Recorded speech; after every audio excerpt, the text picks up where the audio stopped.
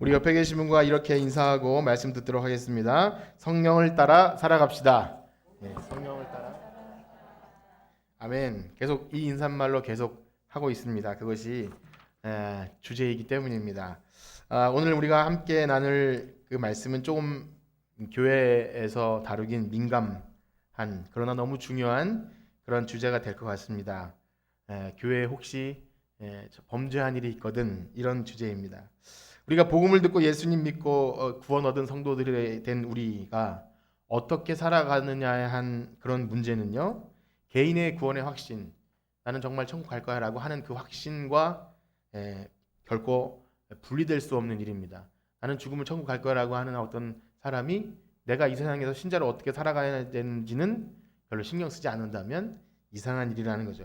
왜냐하면 어떤 사람이 정말 구원받은 성도인지 아닌지는 알 수 있는 길은요, 자신이 구원의 확신이 있는지, 혹은 기독교 교리를, 웨스트민스터 신앙 고백을 다 외우고 그 다음에 교회 직분이 있고 혹은 여러 가지 성경 교리들을 잘 알고 있는 것과 별개로 그의 삶에서 과연 성령의 열매가 맺히고 있는가 절대 떨어질 수 없다는 거죠. 그렇게 해서 바울은요, 갈라디아 1장에서 4장까지는 그 이신칭의의 그 교리를 아주 치밀하게 잘 정리했지만, 사실 정작 중요한 것은 정말 복음으로 변화받은 한 사람이 성령을 따라 살아가고 있는가, 그 부분을 계속해서 다루고 있습니다. 왜냐하면 과거에 쫓았던 그 육체의 소욕을 계속해서 따른다면 그 사람은 성령의 소욕을 따라서 사는 사람이 아니기 때문에 당연히 성령의 열매를 맺기도 어려울 뿐더러 그가 정말 구원받았는지도 다시 고민해 봐야 한다는 것이죠. 그래서 한 주간도 여러분 성령을 따라 살아가셨습니까?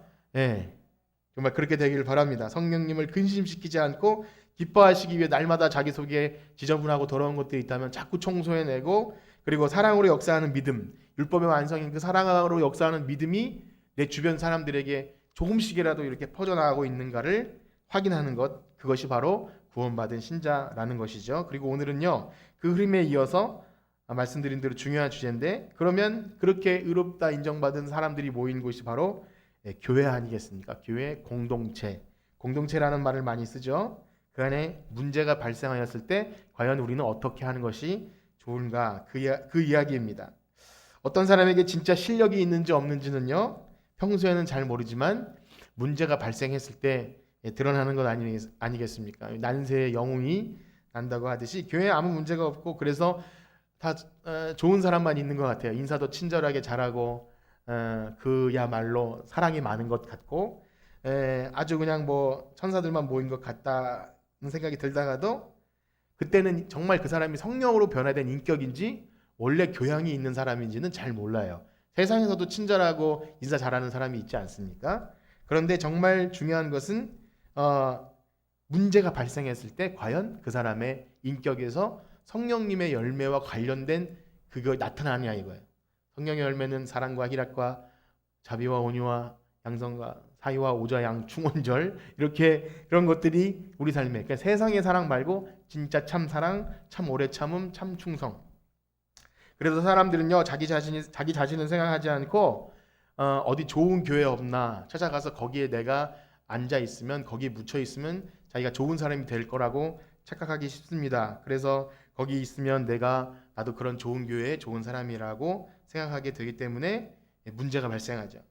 그러나 정말 교회에 문제가 발생했을 때 사람들과의 어려운 관계 될 수 없는 상황에서, 수밖에 없는 상황에서 성령의 열매들, 말씀드린 그런 성령의 9가지 열매들이 나타나는 것. 그래서 정말 건강한 교회는요, 문제가 없어서 건강한 것이 아니라 문제가 생기지만 그 문제를 어떻게 하나님 기뻐하시는 성경적인, 또 성령님이 기뻐하시는, 또 하나님이 기뻐하시는 방법으로 해결해 나가는 것인 줄 믿습니다. 저는 우리 교회가 그런 건강한 교회가 되기를 축복합니다. 사람이 모인 곳에는 문제가 없을 수가 없어요. 되게 조직을 잘하고 정치를 잘하고 해서 할 수도 있지만 결국 그것을 이게 덮어놓고 묻어둘 뿐이지 사실은 문제가 없을 수 없다는 겁니다. 그렇게 오늘 6장 말씀을 통해서 준비했으면 좋겠어요. 우리 안에 문제가 발생했을 때 우리는 그러한 문제들을 이 변화받은 신자로서 어떻게 대처해야 되는지, 그리고 그런 문제가 발생하는 근본 동기가 무엇인지를 잘 생각해서 주님이 원하시고 기뻐하시는 방향으로 우리 교회가 잘 인도되어지고 이 지역에서 꼭 필요한, 또 그래서 성령님이 충만한 교회라고 그렇게 하나님이 기뻐하시고 보는 사람도 정말 은혜 있는 그런 교회가 되길 축복합니다. 자, 먼저 6장으로 바로 들어가기에 앞서서 지난주 5장 마지막에 이런 부분이 있었는데요. 그 부분을 보는 이유는 오늘 6장에서 이 무슨 범죄한 일과 관련해서 그 근거가 되기 때문입니다. 우리 갈라디아서 5장 24절에서 26절까지를 한번 보도록 하겠습니다. 갈라디아서 5장 24절에서 26절. 우리 함께 읽어보겠습니다. 시작. 그리스도 예수의 사람들은 육체와 함께 그 정욕과 탐심을 십자가에 못 박았느니라. 만일 우리가 성령으로 살면 또한 성령으로 행할지니 헛된 영광을 구하여 서로 노엽게 하거나 서로 투기하지 말지니라. 아멘. 기억나시죠? 제일 마지막 시간에 읽은 거였는데 우리 바로 육체의 소욕에서 나오는 더러운 것들을 버림과 동시에 우리 성령의 사람들은 그런 것들을 버림과 동시에 성령을 따라서 성령의 열매를 맺어야 하는데 그러한 성령을 따라 살아가는 것이 우리 인간적인 노력으로 되는 것이 아니기에 여기 지금 우리가 본 말씀처럼 무엇을 믿어야 되냐면 예수님께서 십자가에 못 박히신 그 사건이 바로 나의 사건임을 믿게 될 때 그것이 효력을 발생하는데 그때 예수님이 돌아가실 때 우리의 정과 욕심도 십자가에 못 박혔습니다. 그렇게 믿고 고백할 때 그것이 나의 사건이 된다 그랬어요. 이 참 어떻게 보면은 추상적인 일이잖아요. 내가 그리스도와 함께 십자가에 못 박혔나니 잘 찬양도 하고 노래도 하지만 우린 그 자리에 분명히 없었어요. 그러나 우리가 고백하는 믿음은 뭐냐면 예수님의 죽음이 바로 내 죽음이라는 거예요. 내 죽음인데 내가 진짜 거기서 생명이 꽥 죽은 게 아니라 정과 욕심, 내 육체의 일들이 죽었다는 것이죠. 그래서 그러한 것들 그렇기 때문에 우리는 더 이상 노예가 되지 않고 다시금 옛날로 돌아갈 수 없다는 거예요. 그러한 성령을 따라 살고 성령을 따라 행하는 것과의 반대가 바로 육체의 소욕을 따르는 것이라고 말씀드렸어요. 26절에 보면 그 육체의 소욕을 따라 행하는 대표적인 것을 이렇게 말합니다. 헛된 영광을 구한다. 그래서 거기에서 파생되는 게 노엽게 하거나 투기하게 된다는 거예요. 오늘 이것을 많이 좀 반복할 텐데 헛된 영광을 구해서 노엽게 하거나 투기한다. 그래서 이러한 헛된 영광을 구하기 때문에 일어나는 일들은 노엽게 하는 것 또 투기하는 것인데 이것이 바로 6장에 넘어갈 때 그 교회 안에 어떤 범죄한 일과 밀접한 관련이 있다는 거예요. 이제부터 보게 되는 이 범죄한 일은 그러니 세상에서 어떤 흉악 범죄 그런 것을 얘기하는 게 아닙니다. 교회 안에 들어왔지만 여전히 성령을 따라 행하지 못하고 육체의 소욕을 따라서 그래서 헛된 영광을 구하기 때문에 문제가 발생하는 그러한 일이라는 거죠. 여러분 사실 교회에서 어떤 세상의 범죄와 관련된 일을 다룰 수도 없고 다루지도 못합니다. 그러한 일을 전문적으로 하는 것은 세상 법정이죠. 반대로 교회에서 일어난 일이라고 해서 우리가 사랑으로 덮어준다는 말을 할 때 우리는 그냥 교회 안에서 일어난 일이니까 못 본 척 합시다라고 하는 것도 사실은 옳지 않죠. 그리고 만약 교회 안에 일어나는 어떤 세상에 저촉되는 일이라면 공정하게 법대로 해야 되는 것이죠. 이 관계를 착각하게 될 때 무턱대고 덮어주는 것이 이건 하나님의 영광을 가리는 일이야 라고 좀 오도한다 그러죠. 이렇게 해서 주로 이것은 그 교회 오래된 사람들의 주장일 겁니다. 그렇게 해서 이걸 드러내면 세상에서 지탄받고 그렇게 돼 라고 하면서 범죄를 은폐할 때 피해자는 고통받는 그런 경우도 생기기도 합니다. 또한 교회에서 다뤄야 할 영적인 문제인데 그걸 세상 법정에 끌고 나가는 것도 그게 정말 창피한 일인 것이죠. 그래서 그 관계를 좀 명확히 아셨으면 좋겠어요. 아무리 목사님이나 누가 이렇게 좀 권위 있는 사람이 이것은 이 범죄지만 우리가 사랑으로 덮어줍시다. 그런 건 아니라는 거예요. 반대로 교회에서 영적인 일인데 세상 법정에서 끌고 나가는 그것도 더더욱 안 되는 일이죠. 자, 어찌되었든 그것은 핵심은 아니고 중요한 것은 뭐냐면 5장의 마지막에 언급된 그 헛된 영광을 구해서 서로 노엽게 하거나 투기하는 그 일은 뭐냐면 이제까지 우리가 듣게 된 복음 내용을 좀 자세히 생각하면 알 수 있어요. 그 예수님을 믿은 우리 복음으로 변화된 사람들은 어떤 사람들인가가 더 중요합니다. 그것을 알 때 이거 어떤 내용인지 알게 돼요. 즉 뭐냐면 우리 믿음으로 이렇게 성도들은요. 행한 바 의로운 우리의 행실에서 의로워진 것이 아니기 때문에 자랑할 것이 없는 거예요. 우리에게서 무슨 선한 것이 나온 것이 없기 때문에 우리가 조금 스스로 생각하기에 으쓱하면서 내가 좀 착한 일을 많이 하는구나 아니면 선을 행하고 남을 돕고 혹은 기쁘게 하고 사랑이 있나라는 생각이 들어도 자랑할 것이 없다는 것이죠. 그래서 믿음으로 성령을 따라 언제나 의의 소망을 기다리는 그 엉거주춤한 자세라고 말씀을 드렸어요. 그래서 날마다 겸손하게 십자가의 길을 걸어가는 사람들이에요. 그래서 우리의 정체성은요, 아까 말씀드린 대로 우리의 정과 욕심은 십자가에 못 박혔기 때문에 그리스도 안에 발견된 새로운 사람, 새로운 피조물인 줄 믿습니다. 여러분 그것을 항상 마음에 생각해야 돼. 난 새로운 피조물이고 새 사람이야. 자, 그래서 누구보다 겸손하고 거만하지 않아요. 그런데 세상의 어떤 물질과 명예와 그런 거에 또 주눅들지 않아요. 참 신기한 겁니다. 그러니까 겸손해서 다른 사람을 나보다 낮게 여긴다는 게 밑으로 낮게가 아니라 더 높여주고, 그렇지만 반대로 어떤 사람이 잘난 척한다고 해서 주눅들거나 열등감에 쌓이지 않는다는 거예요. 즉 복음으로 변화받은 성도들은요, 정말 겸손하지만 세상의 힘과 권력이나 이런 거 앞에서 당당할 수 있어요. 그래서 믿음의 선배들은 막 총칼을 들이대도 아니면 믿겠느냐 안 믿겠냐 이런 것에 대해서 담대할 수 있었던 거죠. 그러나 온유하고 겸손할 수 있었던 거예요. 그것이 바로 우리가 이 땅에 살아가면서 하늘의 소망이 있기 때문에 그 어떤 것도 우리를 두렵게 하지 않았다는 거죠. 그러나 육체의 소욕을 따라 살아가는 세상은 어떠합니까? 사실 인생은 하나님이 너무나 아름답게 창조한 그런 피조물이죠. 너무나 선하고 보배롭고 우리가 부르는 노래처럼 너는 아름답고 존귀한, 사랑스럽고 존귀한 보배로운 자다. 그러나 죄악이 세상에 들어온 이후에 생긴 것이 뭐 여러 가지겠지만 비교 의식이 아닌가 합니다. 다른 사람들보다 나은 나 자신을 인해서 우월감이 생기고요. 나에게 없는 다른 사람이 뭐 좋은 게 있으면 또 이렇게 열등감이 생겨요. 나는 왜 그것이 없나? 하나님 저는 왜 이렇게 만드셨나요? 막 이런 생각들을 갖게 되는 거죠. 이나여 열등감에 빠지게 되죠. 그래서 우리가 최초의 살인자 이 가인과 아벨 이야기를 보면 굉장히 의미심장한 것 같아요. 아벨의 제사를 받으시고 가인의 제사를 받지 않으셨는데 어딜 찾아봐도 하나님이 가인의 제사를 받지 않으셨기 때문에 가인을 책망하거나 하지 않았어요. 그런데 문제는 뭡니까? 스스로 열등감에 쌓여서 아벨을 죽이고 싶은 마음이 들었다는 거죠. 그래서 그때나 하나님이 가인을 찾으신 거지 그 전에 뭐 그거 문제되지 않았던 것 같아요. 그렇습니다.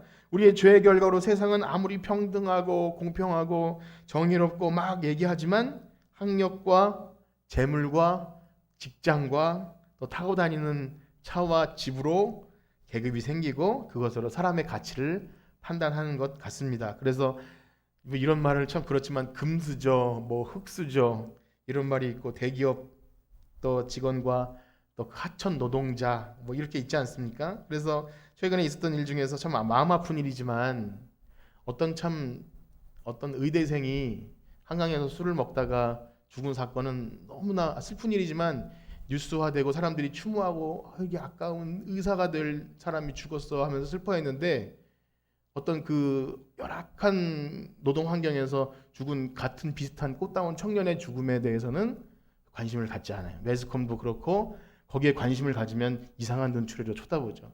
사상이 이상한 거 아니냐고.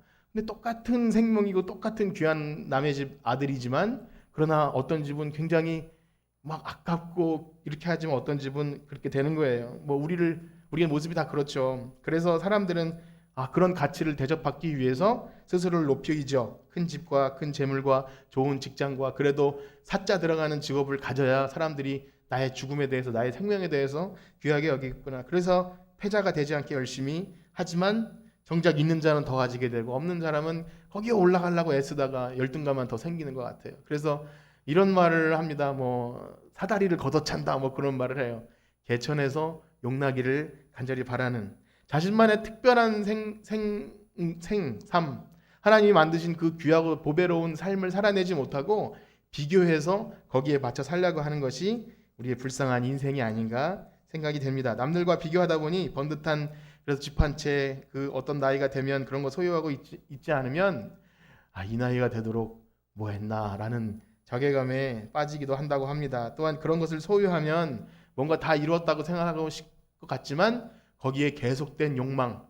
여러분 세상에서 굉장히 부자고 유명한 뭐 그런 사람들이 있지 않습니까? 최근에 돌아가신 어떤 그 대기업에 그러나 그 인생이 얼마나 또 초라해요. 개인의 삶을 이렇게 가끔씩 보면 날마다 끊임없이 욕망하고 갈망하는 것이 인생이죠. 여러분 그러나 복음은 그 모든 것을 거부합니다. 복음은요, 너 빈부, 격차, 남녀노소, 인종 그 어떤 것도 차별이 없이 비교하지 않고 하나님 앞에서 창조된 귀하고 보배로운 하나님의 선한 창조물인 줄 믿습니다. 여러분 그것이 복음이에요. 그래서 우리를 자유케 하는 겁니다. 그 복음 안에 들어올 때요. 그 복음 안에 들어오면 더 이상 우월감이나 열등감에 우리 스스로를 상처내지 않고 사랑으로 역사하는 믿음이 무엇인지를 알게 되는 것입니다. 그래서 이러한 세상의 헛된 영광이 교회 안에 들어오게 되면요. 성도들 가운데도 이러한 기준으로 우월감이 들기도 하고 열등감이 들기도 해요. 우월감을 가진 존재는 자기가 가진 것으로 다른 사람을 판단하고 정죄합니다. 그러니까 이런 그 거짓 교사들이 그런 식이죠. 나는 아브라함의 그런 혈통을 받았고 율법을 받은 이런 바리새인 얼마나 우월했을까요? 그래서 다른 사람 못하는 사람을 이렇게 지적하고 정죄하면서 판단했던 거죠. 그러나 이방인들은 어떻습니까? 이방인들은 복음으로 들어오긴 들어왔는데 자신 스스로 열등감이 있었고 저렇게 잘하는 사람을 보니까 우리도 그렇게 하고 싶어. 참 그 따라하는 건 좋지만 복음을 흐트러 놓는 거죠. 그리스도의 복음 안에서 차별이 없고 그 어떤 행위도 아닌 믿음으로인데 어떤 사람들의 우월감과 또 어떤 열등감이 쌓여서 교회의 어떤 구조들이 이루어질 때 그것은 이미 교회가 아닌 그런 모습이 되는 것 같습니다. 이 헛된 영광의 종교적 모습을 가장해서 교회를 파고들어서 율법의 행위로 어렵게 되는 것, 또 여러 가지 세상에서의 명예와 아니면 알아주는 것들이 교회에서도 박수 쳐주고 그 사람을 대단히 여겨주고 그런 것 같아요. 큰 교회일수록 그런 게 있는 것 같습니다. 이게 가끔씩 옛날에 생각이 나는데 서울에서 무슨 선거가 있을 때 큰 교회는 그 후보들이 가지 않습니까? 그럼 가서 뭐 일으켜 박수 쳐주고 인사해주고 또 이게 그 세상에서 유명한 사람들 또 이렇게 너무 반갑게 인사해주고 누구나 똑같이 했으면 좋겠지만 그것이 잘 안 되는 그런 것이죠. 그래서 이런 헛된 영광을 비롯된 우월감은 다른 사람을 노엽게 합니다. 또 열등감은 투기를 일으킵니다. 그래서 이 헛된 영광, 노엽게함, 열등감, 투기 이런 것들이 바로 복음의 의미를 제대로 모르고 사랑으로 역사하는 믿음뿐이라라고 아무리 얘기했지만 그것이 발현되지 않는 것입니다. 자, 그런데 이러한 우월감과 열등감 사실은요. 그 근본 동기는 같은 거예요. 아까 말씀드린 것처럼 죄에서 비롯된 것이고 열등감 있는 사람은요. 자기가 그 열등감 때문에 막 얻으려고 노력해서 그걸 얻게 되면 자기도 그런 자리에 원래 있었으면서 그러지 못한 사람들 굉장히 비판하고 혹은 막 우습게 여기고 막 그런 자리에 결국 있게 됩니다. 무섭게 비판합니다. 사실 알고 보면 자신의 나약함과 못남이 들키지 않기를 바라기 위해서 포장을 잘 가면을 쓰고 포장을 치고 그것이 드러날 것 같으면 굉장히 심하게 막 이렇게 비난을 하고 그 공동체를 비난하고 나중에는 거기를 떠나기도 합니다. 그러나 남겨진 사람들은 어리둥절할 수밖에 없는 거죠. 저 사람은 왜 저러는가? 굉장히 스스로 고립돼 있다가 비판도 하다가 비판받으면 그냥 그 상황을 거부합니다. 때로는 열등감을 가지고 자신보다 나은 사람을 시기하고 질투해요. 비난하기까지 합니다. 그런데 그 비난하는 논리를 들어보면 굉장히 그럴듯해요. 왜냐하면 어떤 누구도 떳떳한 사람은 없기 때문에 공정이나 그 정의나 뭐 성경적인 가치로 막 들이대면 누가 거기에 배겨나겠습니까? 굉장히 논리가 타당해요.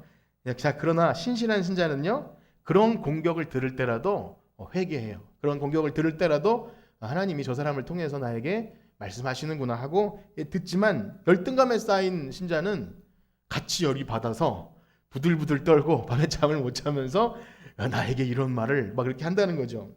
그러나 복음으로 정말 인격이 잘 다듬어진 사람은요, 그렇습니다. 혹 비난을 받으면 여러분 애매한 비난을 혹시 받아보셨습니까? 난 한 적도 없는데 저 사람은 저래, 저 전사님 막 저래 라고 들었을 때 진짜 복음으로 자기 자신을 아는 사람은 어떻게 하는지 아세요? 사실은 그거보다 더 나쁜데 저 사람은 요거밖에 모르네 하고 다행이다 라고 하는 게 정상인 거예요. 나는 원래 이 정도인데 저 사람은 요거밖에 모르고 나를 비난하네. 다행으로 여기는 것. 그리고 내가 다른 사람의 흠을 보았을 때 나도 원래 저런 모습이 있는데 저 사람도 있구나 하고 긍휼히 여기는 모습으로 보는 거죠.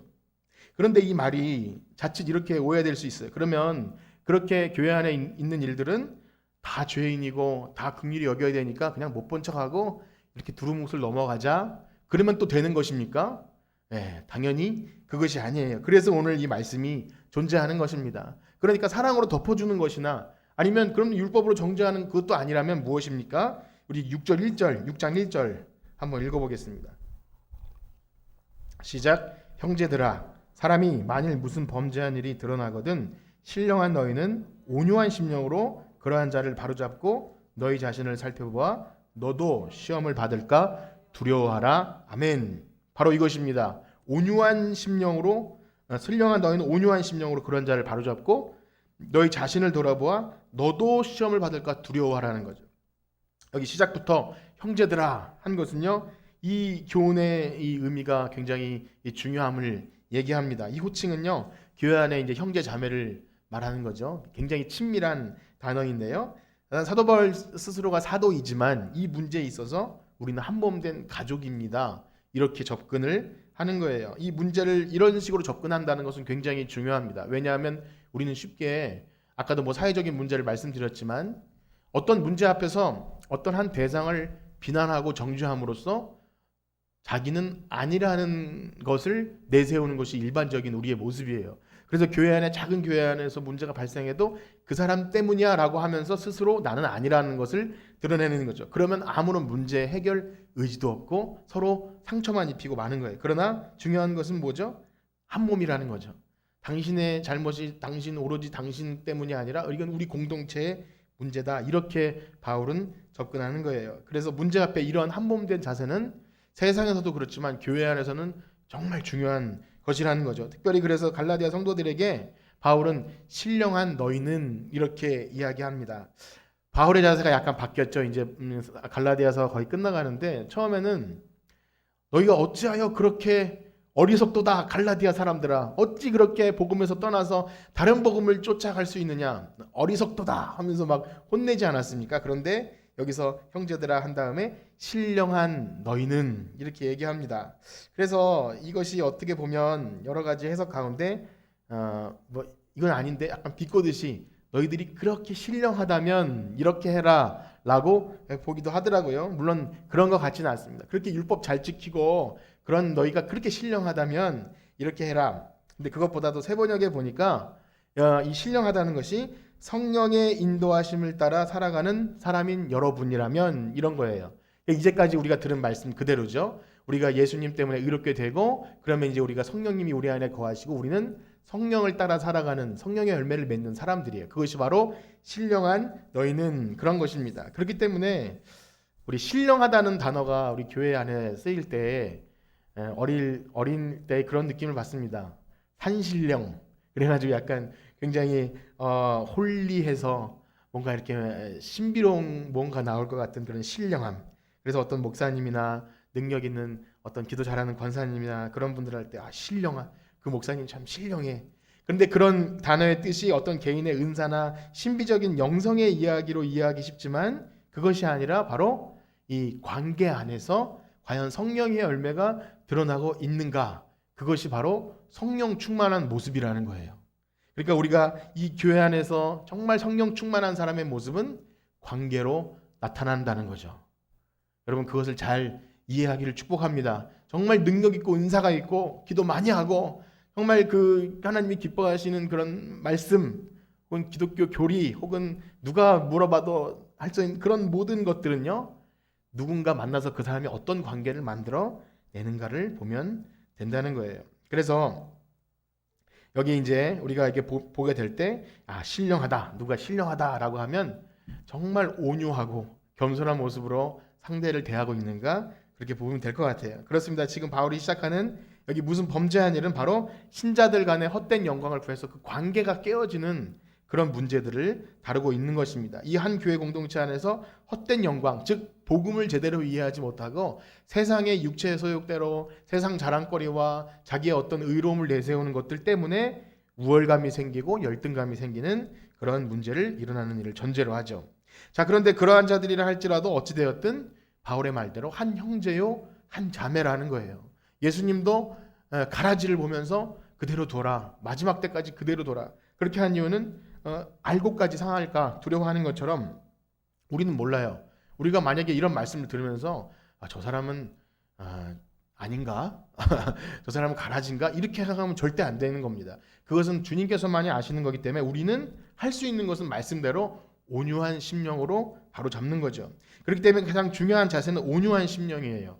아무리 자기가 알고 비판할 것이 많고 교리적으로 똑똑하고 교회를 오래 다녔다고 해도 그 말 속에 온유한 심령이 없으면 그거는 아무 소용이 없는 거죠. 그래서 흔히 이 온유라는 단어를 우리가 좀 그냥 부드럽고 연약한 그런 느낌으로 이해하기 쉽지만 사실은요, 그 원래 뜻상 그것은 굉장히 거칠고 힘 있는 자가 잘 성숙되고 훈련돼서 다스려질 때 그런 이 프라우스라는 단어를 쓴대요. 야생마를 잘 길들여 가지고 막 미쳐 날뛰는 야생마가 딱 정말 훌륭한 군마가 되는 것처럼 다스릴 때 프라우스 그런 단어를 쓴대요. 뭐 주워 들은 건데 어쨌든 그렇습니다. 온유하다는 것이 그저 부드럽고 연약해서 힘없어서 그런 것이 아니라 아주 힘있고 전지전능하지만 예수님이 그 모습 아닙니까? 그 전능하신 하나님이 우리와 같은 모습이 될 때 온유하고 겸손하다는 단어를 쓸 때 진짜 힘이 없어서 그런 것이 아니라 사랑하는 사람을 위해서 자기의 모든 권세를 다 내려놓은 것을 온유하다라고 하죠.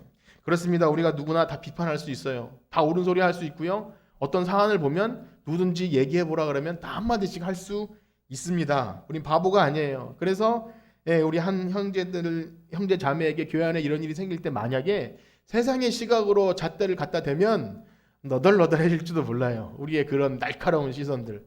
얼마나 그 아이들도 말 잘하는지 몰라요. 우리 그 중고등부 아이들 몇 명 되지 않지만 서로 앉혀놓고 얘기하면 아주 그냥 그 사람을 아주 기분 나쁘게 말도 잘해요. 그 엄마 아빠를 다 닮은 것 같아요.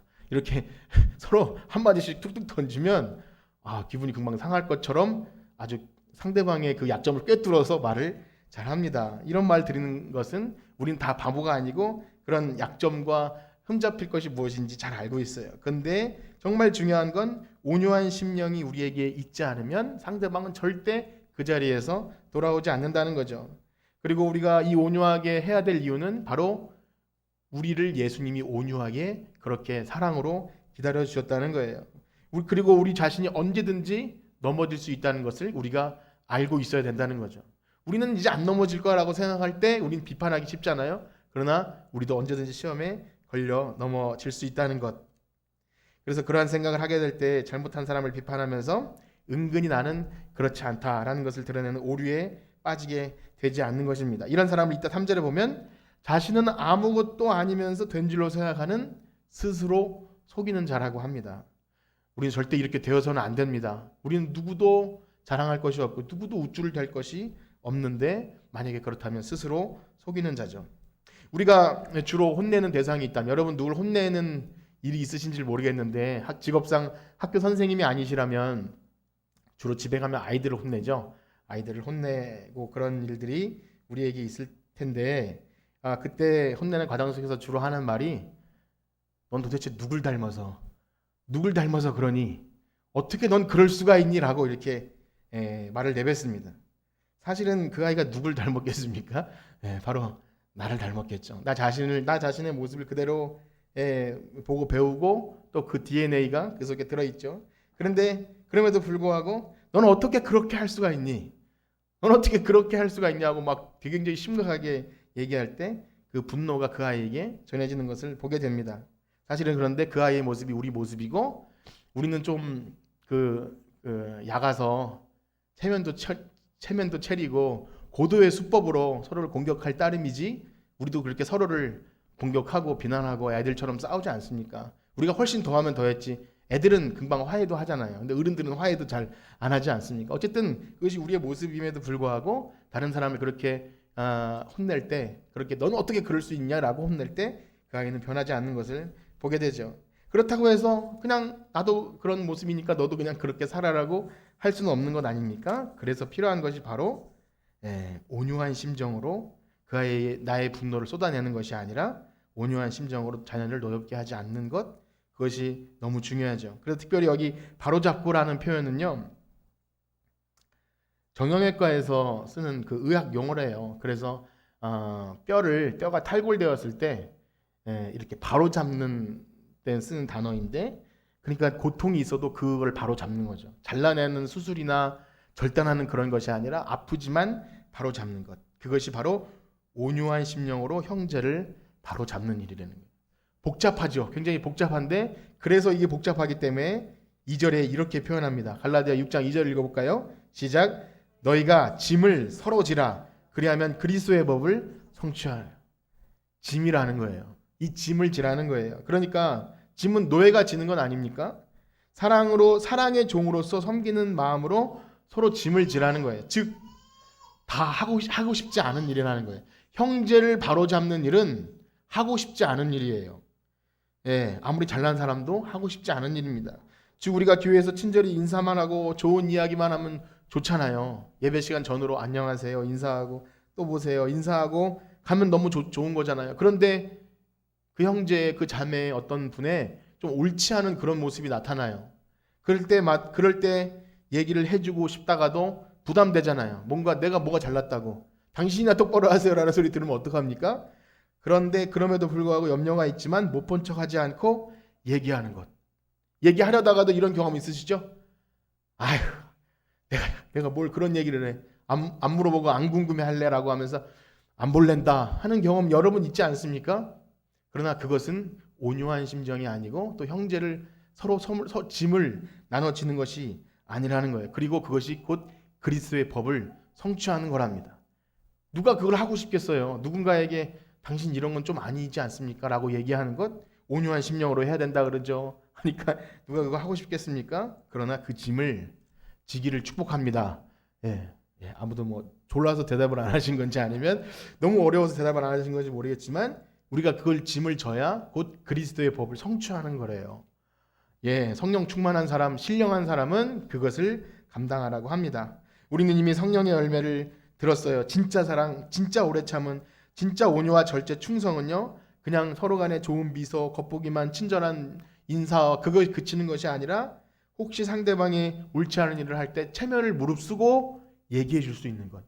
분명히 거기에는 온유한 사랑이 있어야 된다는 것. 그래서 지혜와 용기가 필요합니다. 너무 어려운 것이죠. 그렇게 이미 말씀드린 바와 같이 정말 성령으로 변화받은 사람은 이 온유한 심정으로 하지 않으면 사실 안 하니만 못해요. 그래서 안 할지도 몰라요. 우리가 괜히 얘기했다가 서로 감정만 상해질 수 있어서 못할지도 모릅니다. 그리고 결국 내가 그 사람에게 얘기했다 괜히 그 사람 질책하는 것만 같고 그래서 대표적으로 마태복음에는요 이런 말씀이 있어요. 이 절차를 좀 얘기해주고 있는데요. 마태복음 18장 14절에서 17절 말씀 한번 읽어보겠습니다. 마태복음 18장 14절에서 17절입니다. 시작. 이와 같이 이 작은 자 중에 하나라도 잃는 것은 하늘에 계신 너희 아버지의 뜻이 아니니라. 내 형제가 죄를 범하였거든 가서 너와 그 사람과만 상대하여 권고하라. 만일 들으면 내가 내 형제를 얻은 것이요 만일 듣지 않거든 한두 사람을 데리고 가서 두세 증인의 입으로 말마다 확증하게 하라. 만일 그들의 말도 듣지 않거든 교회에 말하고 교회의 말도 듣지 않거든 이방인과 아멘. 제가 14절부터 읽은 이유는 이 앞절의 내용은 예수님이 잃어버린 양 한 마리라도 찾기 위해서 애쓰시는 그 목자의 심정을 가지고 있어요. 그러나 그럼에도 불구하고 형제의 범죄가 있거든 이렇게 하라는 거죠. 처음에는 혼자 가서 얘기하고 만약에 말 들으면 형제를 얻은 것이지만 그 말을 듣지 않으면 두세 명이 같이 가라. 두세 증인 법이 있었어요. 그러니까 내가 이렇게 공평하지 않게 판단하거나 아니면 괜히 이렇게 일 만들지 말고 꼭 증인과 아니면 꼭 신실한 사람을 데리고 와서 그 사람을 이렇게 설득하는 것. 그래서 들으면 좋고 아니면 그 다음 교회에게 말아서 이렇게 어떻게 보면은 좀 내보내라 뭐 이런 구조인 것 같습니다. 그런데 이것은 사람을 쫓아내는 어떤 매뉴얼이나 절차가 아닌 거예요. 뭡니까? 한 영혼이라도 잃지 않으려는 예수님의 그 마음이 담겨 있는 것이죠. 그래서 이 규칙은 사람을 정죄하는 방법이 아니라 어떻게든지 그 형제를 잃어버리지 않기 위한 그 사랑의 마음이 담겨 있고 우리의 편협한 시각으로 판단하지 말라는 것입니다. 그리고 이 모든 일을 하는 사람은 무슨 권한이 있고 특별해서가 아니라 우리가 읽은 말씀처럼 신령한 사람, 온유하고 그래서 이 일이 바로 성령님께서 기뻐하시기 때문에 하는 일이라는 것을 알죠. 아무나 할 수 있는 일은 아닙니다. 그러나 때로는 교회 안에 분쟁이 있을 때 이러한 이 그리스도의 법이 성취되기가 얼마나 어려운지 모릅니다. 세상보다 더 잔인할 때가 있는 것을 가끔씩 봐요. 어떤 교회에서 누구를 내보내기 위해서 잘못하긴 했지만 어쨌든 그 사람이 없어야 좋겠다는 생각이 들으면 어떤 이 법정이 열리고 치를 해서 내보내는 것을 목적으로 하는 경우도 보게 되고 뭐 교회 노예나 상해 기관에서도 좀 세상의 법정처럼 그렇게 잔인한 것들을 보게 됩니다. 뭐 마땅히 그들은 그럴 이유가 있다고 생각이 되지만 그런 교회의 모든 법은요 한 영혼이라도 잃어버리지 않기 위한 법이라는 거죠. 그래서 우리가 스스로 이런 일을 추구하지 못하고 세상의 기준으로 남을 판단하든지 비판하는 자리가 있을 때 스스로 속이는 자가 된다고 합니다. 3절 말씀 읽어보겠습니다. 6장 3절입니다. 시작. 만일 누가 아무것도 되지 못하고 된 줄로 생각하면 스스로 속임이라. 여러분, 스스로 속이지 않기를 축복합니다. 우리는 정말 연약한 자들이에요. 우리 아닌 척하고 그렇게 한다는 것은 그리스도의 법을 성취하지 못해요. 그리고 어떤 사람이 자기만 의로운 행실로 남을 판단할 그런 자가 어디 있겠습니까? 여기 다 죽을 죄인들만, 원래 죽었어야 할 죄인들만 모여 있는 건 아니에요? 아닌 분들 계신가요? 다 그런 사람을 모여 있는 것입니다. 만약에 그런 자들이 모여서 서로 내가 잘났냐 하면 얼마나 비웃음 조롱거리가 되겠습니까? 그래서 마지막으로, 마지막 부분은 바로 각각 자기의 일을 살피는 것입니다. 우리 4절과 5절 읽어보겠습니다. 4절과 5절 시작. 각각 자기의 일을 살피라. 그리하면 자랑할 것이 자기에게는 있어도 남에게는 있지 아니하리니 각각 자기의 짐을 질 것이라. 아멘. 우리 개역 성경에는 이런 뉘앙스가 좀 강조되지 않았지만 4절 앞에는요, 사실은 그때에는 이렇게 시작해서 이렇게 번역하면 좋습니다. 그때에는 자랑의 이유가 우리 자신에게만 있을 것입니다. 그냥 우리 이 개역 성경만 읽으면 조금 이게 무슨 말이지 생각이 들지만 풀이해드리면 이런 거예요. 성도들이 마지막 심판대 앞에 섰을 때 각각 자기 일만 나타날 거예요. 남과 비교한 건 아무 의미가 없다는 겁니다. 스스로 그러니 속일 필요도 없고 남을 노엽게 해서 자기 잘난 척할 필요도 없고 남이 잘하는데 나는 못해서 막 그 투기하고 이럴 필요가 없다는 거예요. 각각 하나님의 심판대 앞에 서게 될 거예요. 그래서 로마서 14장에는 또 이렇게 말씀해 주십니다. 로마서 14장 10절에서 12절 같이 읽어보겠습니다. 시작. 내가 어찌하여 형제를 비판하느냐? 어찌하여 내 형제를 업신여기느냐? 우리가 다 하나님의 심판대 앞에 서리라. 기록되었으되 주께서 이르시되 내가 살았노니 모든 무릎이 내게 꿇을 것이요 모든 여가 하나님께 자백하리라 하였으리라. 이러므로 우리는 각 사람이 자기 일을 하나님께 직고하리라. 아멘. 이 얼마나 무서운 얘기입니까? 우리가 열등감 가질 필요도 없고 또 우월감 가질 필요도 없어요. 각각 하나님 앞에서 자기에게 맡겨진 일을 하는 거예요. 그래서 여기 보면 서로 2절에는 짐을 서로 지라고 했다가 여긴 또 각각 자기 짐을 지라고 하니까 이게 무슨 말이지 헷갈리기 쉽지만 이것은 다른 말이 아니라 각각 자기 짐을 잘 질 수 있는 사람이 남의 짐도 져줄 수 있는 거예요. 그러니까 자기 몫에 태인 십자가는 그것도 남에게 전가하고 이렇게 해서는 서로 짐을 질 수도 없고 저 사람의 그 가시 때문에 다른 사람에게 상처만 줄 수도 있다는 거죠. 그러니까 여기 앞에 짐은요, 같이 짐 큰 짐인데 그 원어 자체가 여기 뒤에 나오는 서로 짐 각자 짐은요, 우리가 비행기나 이런 데 탈 때 수화물에 붙이지 않고 꼭 필수적인 짐 가방은 챙기지 않습니까? 그 짐을 얘기해요. 이 포터블 짐을 얘기하는 거예요. 아주 작은 짐, 아주 필수적인 지갑이나 자기의 그건 지고 있지 않습니까? 그 짐을 얘기하는 겁니다. 그 짐마저 다른 사람에게 지게 할 수 없지 않습니까?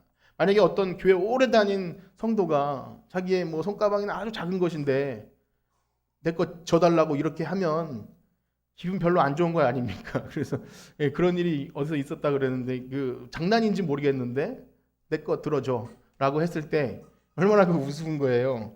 충분히 자기가 들고 남의 것도 들어줄 수 있는 사람이 그러면 안 되는 것처럼 그렇죠. 이 서로 짐을 지라는 말과 각각 자기 짐을 지라는 말은 반대 이야기가 아니라 각각 자기의 짐을 질 줄 아는 사람이 남의 짐을 져줄 수 있는 거예요. 그러므로 여기 뒤에 나온 짐은요, 자기가 질 수 있는 자기 몫에 태인 십자가이고 앞에 있는 짐은요, 공동체가 함께 져야 될 짐이에요. 공동체 하나가 누가 잘못되면 서로 자기 짐만 챙기고 가다가 그 사람 떨어뜨려 버리면 우리만 잘 됐지 하는 것은 가족이 아니지 않습니까? 요즘에 저희 아이들 중에 한 명이 팔에 기부스를 했는데 다행히도 형제들이 많아서 학교 갈 때 얘는 가방을 들어주고 쟤는 신발 주머니를 들어주고 이렇게 가더라고요. 그래서 그래도 다행이다라는 생각이 들어요. 만약에 너는 아프니까 집에서 학교도 가지 마라고 하면 이게 얼마나 우스운 꼴이 되겠습니까? 다행히도 아이들이 옆에 있는 아이의 짐을 잘 들어줘요.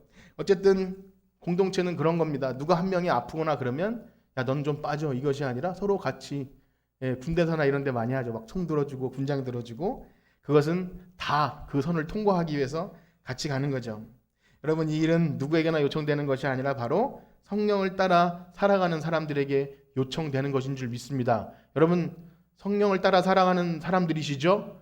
그렇다면 오늘 여러분들에게 드린 말씀이 뭐 어려운 일을 시키나 이것이 아니라 마땅히 우리가 져야 될 각자의 짐, 공동체의 짐 그렇게 믿기를 축복합니다. 오늘 말씀 이렇게 마치기 원하는데요.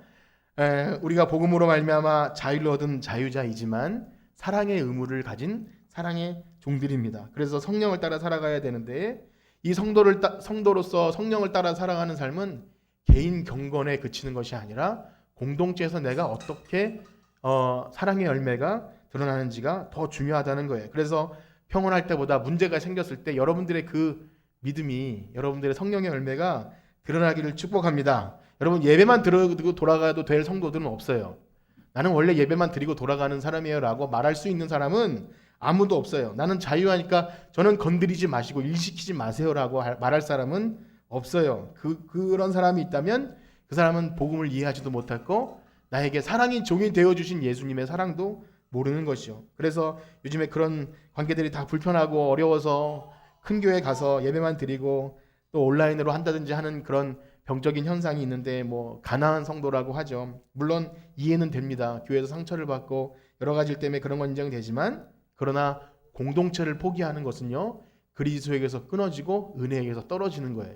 어찌 되었든 그 자리에서 다른 사람을 비난하고 비판하고 떠나는 것이 아니라 내가 그 자리에서 나는 녹아질 수 있는가? 난 그 자리에서 나를 포기할 수 있는가?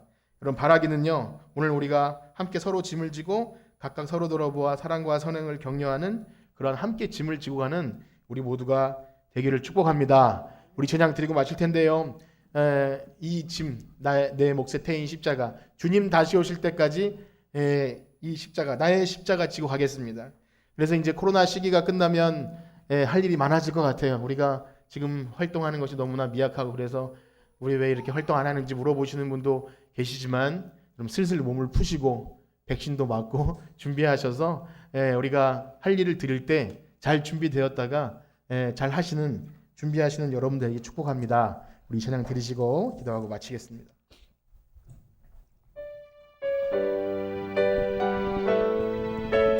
주님 다시 오실 때까지 주님 다시 오실 때 나는 이 길을 가리라 나는 이 길을 가리라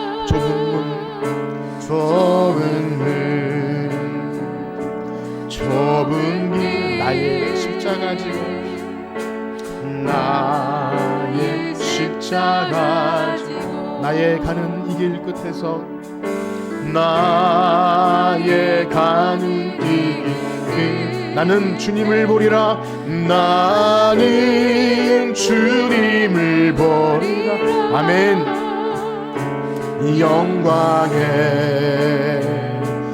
내 주님 나를 맞아주시리 나를 맞아주 아멘 주님 다시 오실 때까지 주님 다시 오실 때까지 나는 일어나 달려가리라 주의 영광 나는 일어나 노래하리 나는 일어나 노래하리 내 사모하는 주님 온 세상 구주시라 내 사모하는 주님 영광의 왕이 다시 한번 고백합니다. 주님 다시 오실 때까지 주님 다시 오실 때 나는 이 길을 가리라 나는 이 길을 가리라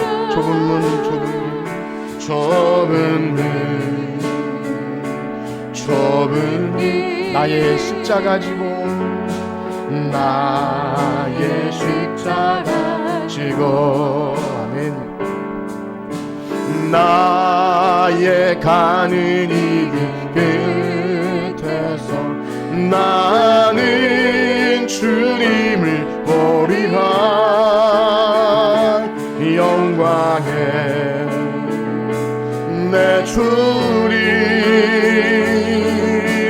나를 만 아멘 주님 다시 오실 때까지 주님 다시 오실 때까지 나는 일어나 달려가리라. 주의 영광 온 땅 높을 때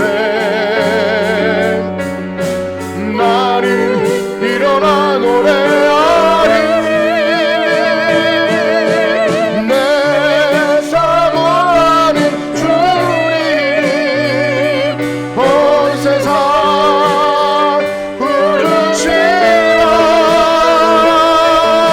내 사모하는 주님 영광의 왕이시라. 우리 들으신 말씀 기억하면서 이것이 십자가이고 짐입니다. 그러나 우리가 함께 지어야 될 짐이 있고 또 내 몫에 떼인 십자가가 있습니다. 누구도 대신 져줄 수 없는 내 몫에 떼인 십자가, 또 아무도 지기 싫어하는 공동의 짐이 있습니다.